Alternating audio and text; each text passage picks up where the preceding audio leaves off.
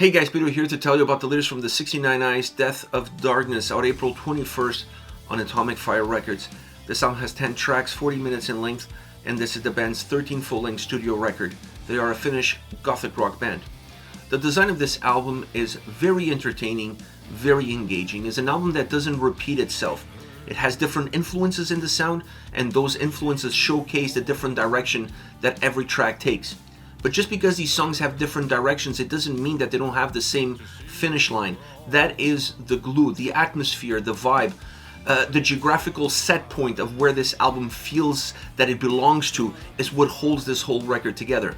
So it's an album that from a design point of view offers a lot of ebbs and flows, it offers a lot of diversity, but it still stays extremely connected. The quality of the individual tracks gives incredible quality to the collective, and it's an album that works on an individual standpoint or if you decide to embark on this journey of going from first to last. Great design, a design that really gives playability to the songs, to the record, making it feel fresh every time you press play. As far as the sound is concerned, this record has a darkness to it, and that is the glue, and that is the red line that connects every single track. Some songs a little bit darker than others, but the darkness is definitely the key factor surrounding this album. The influences into the sound is what makes the changes, is what creates the nuances and the different starting points on a track-by-track basis. Because this is not an album that depends only on one single signature sound in order to work.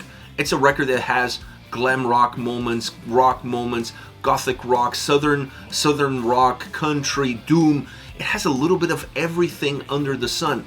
Everything that works well under that same umbrella of darkness. I don't think they would have gone far from it, because that's really where they wanted this record to point. That was the direction that they wanted for every single song.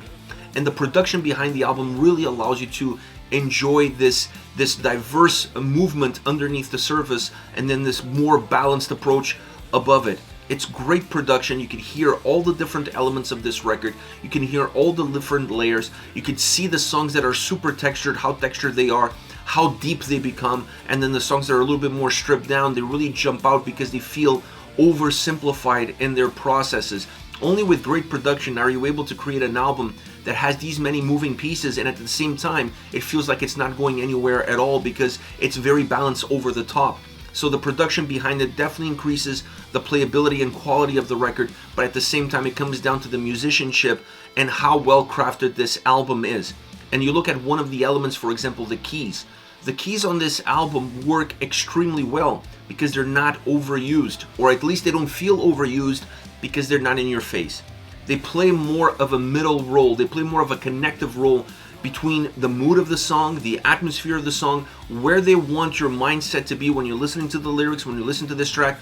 They wanted to create images. I felt like every track on this album was trying to create an image, and in order to create that same image, the keyboards played that important role in order for that image to come alive, in order for that image to be better defined. So having those keys in the middle ground as one of the layers that connects some of the other sound elements, sometimes popping into the forefront, sometimes moving more back, sometimes disappearing altogether, just gives great sound texture. It just gives great life and energy to a record that has so much life and energy, and you see all of that life and energy sometimes being blanketed by that overall darkness, by that gloom that the album offers.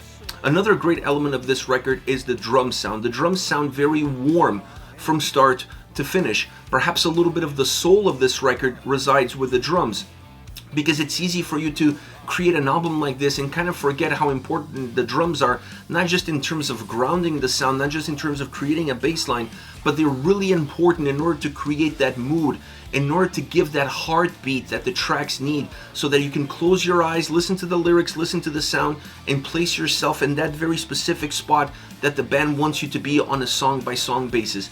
The guitars are a little bit more eclectic on this album. The guitars don't follow patterns, but when you have those many types of influences in the sound, it's very hard for the guitars to follow a single pattern. They have to go where the track is going. The starting point of the song either be more glam, either be more gothic rock, either be more doom. That is where the guitars need to go in order to create that sense of startup, that sense of direction, that sense of signature that's very important on a song-by-song basis.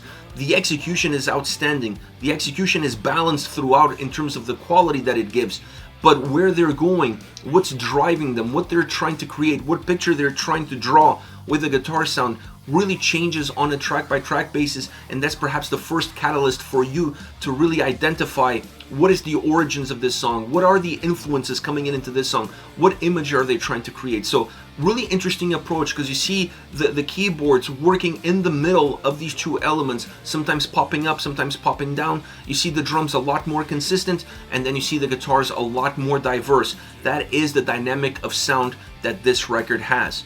Vocally, the album is just perfect. I don't think you can create an album as dark as this album is, with as many influences as this album has, with as many different directions as this album offers, without a vocal performance like the one you're going to get on this record.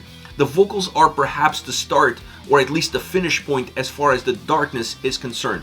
The dark feel, the dark atmosphere that this record has, a lot of the times is better represented, or at least becomes a little bit more visual, because of the vocal tone, the vocal delivery, and how that vocal tone and vocal delivery really allows the lyrics to jump off the pages of a piece of paper. They become a lot more real.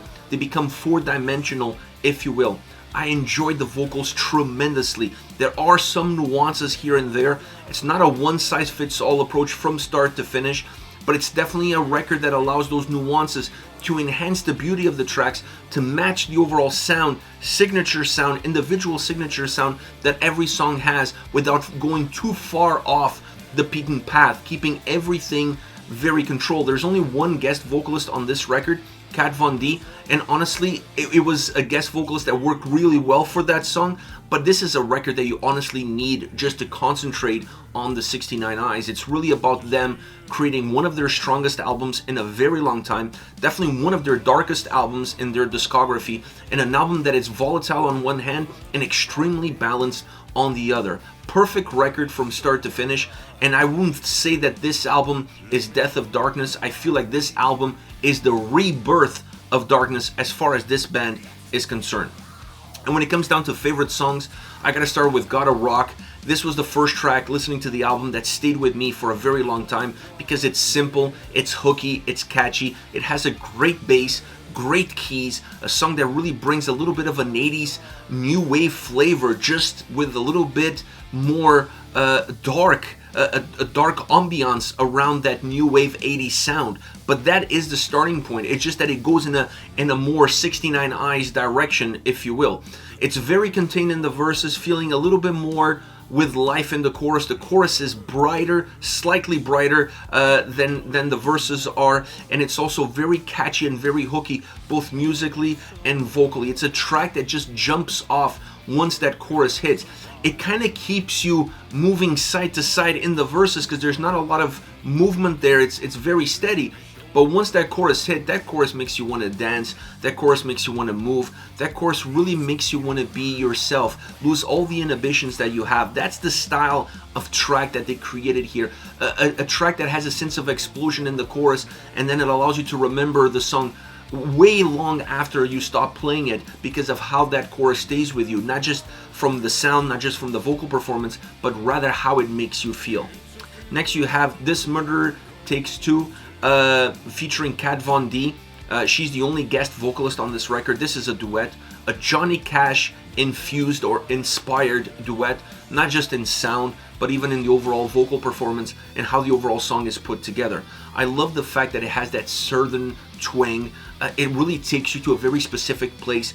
It creates a very specific image. The duet is done perfectly, allowing one vocalist to come in, allowing the other vocalist to come in, and then bringing them both together in order for you to get that sense of more volume, of more texture, of more power, of really working off of one another, or better said, working with one another to give life to this song, to give energy to this song, to paint a vivid picture of what this track is all about.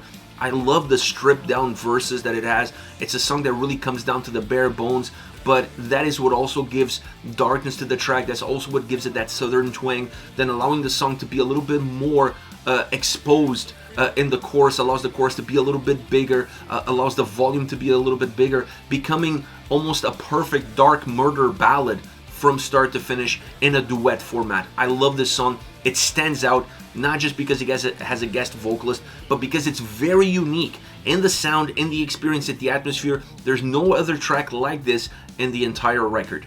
And then last but not least, Dying in the Night. This is a neon sounding track. I felt like I was driving in LA with the windows down, rooftop, like convertible car, the neon lights, the signs are flashing by as I'm driving, and that's kind of the experience. It's a night driving song down a boulevard with neon lights. It kind of has that feel. You can almost close your eyes, and that's exactly what it sounds. It becomes the soundtrack of that experience. More subdued once again in the verses with a little bit of a bigger chorus. That seems to be the trend throughout this record more often than not, but it works well because while it might feel like a little bit repetitive in terms of a formula, the songs all have different attributes, the songs all have different musical influences, and because of that they all come across from a very different perspective. And this one is just that. It gives you this sense of knowing where you are when you're listening to this song, or creating the soundtrack for where you need to be when you're listening to this song. It has a killer bass line from start to end. It has killer vocals as well, matching that darkness of the bass line, matching the tonality of the bass line, and creating once again that vivid picture of just driving, looking at neon lights down a California boulevard. This is it, the 69 Eyes, Death of Darkness, out April 21st on Atomic Fire Records. Let me know your thoughts on the band, on the singles. Use the comment section below. I'll be reading those and getting back to you. Take care, guys.